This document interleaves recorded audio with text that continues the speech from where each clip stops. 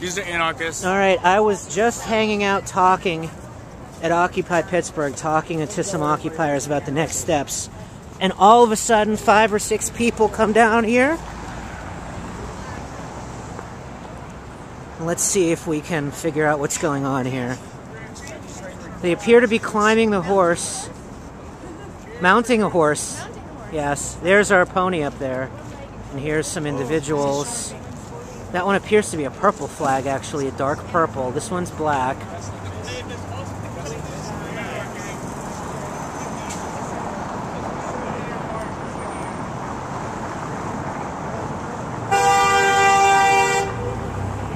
It's about, okay, it's Tuesday night. Feels like about 7 o'clock or so when the individuals in black hoods, black bandanas carrying black flags marched down the center of the green silently without saying a word. There's black with red. Now, these all have somewhat different meanings.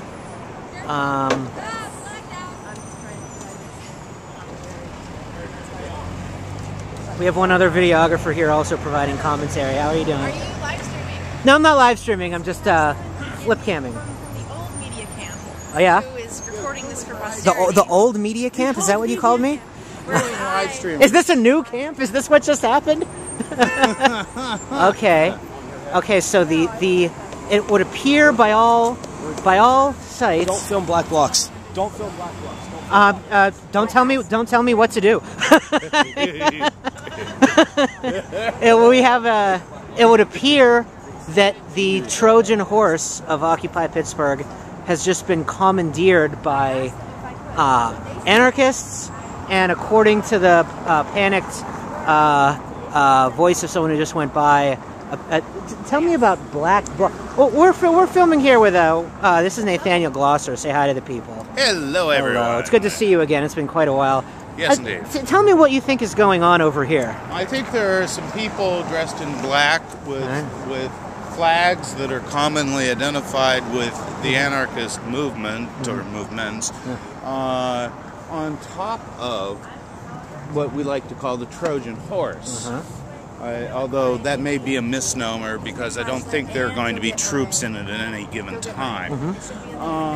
Therefore, we have what we have really is an anarchistic horse, and it could gallop anywhere, so I would watch yourself. Very good. Now, some passerby had just said something about black bloc anarchists. Is that a distinction of some kind? Is this what we're looking at? I don't know. Well, I do know that they're all dressed in black. Yeah, that's all I can. That may be the distinction, in fact, that these are anarchists who like to dress in black. Yeah.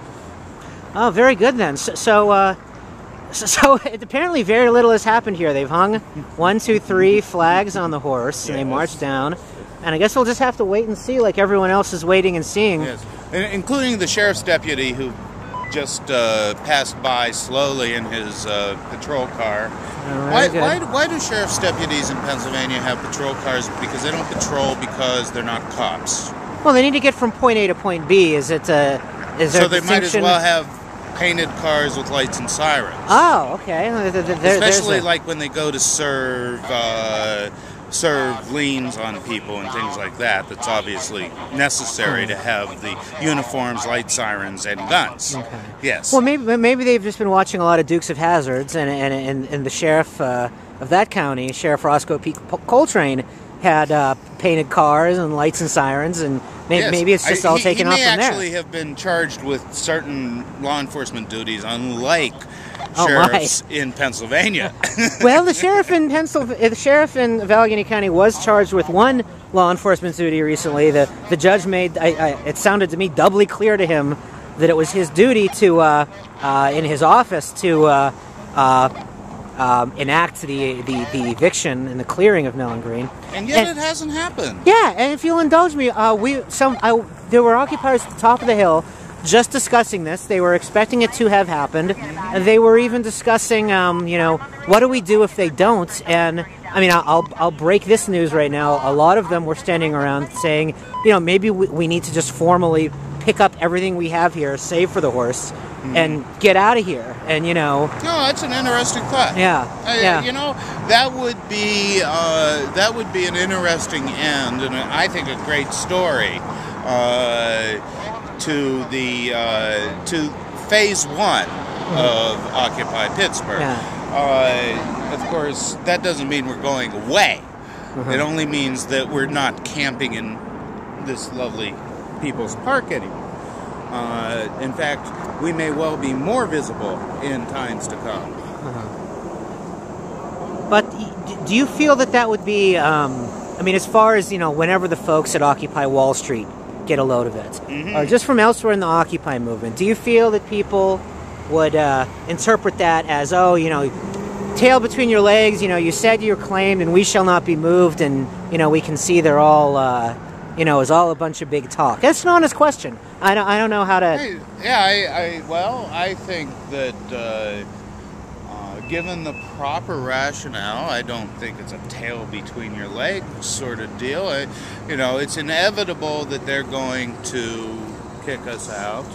So is it really? We were kind of wondering whether they were about to exhibit the same patience that the occupiers did in terms of how long we could stay here through the winter, that they were seriously going to say, all right, you jags, we'll wait you out. But, well, it's possible, but I think that if there's any evidence that the occupation...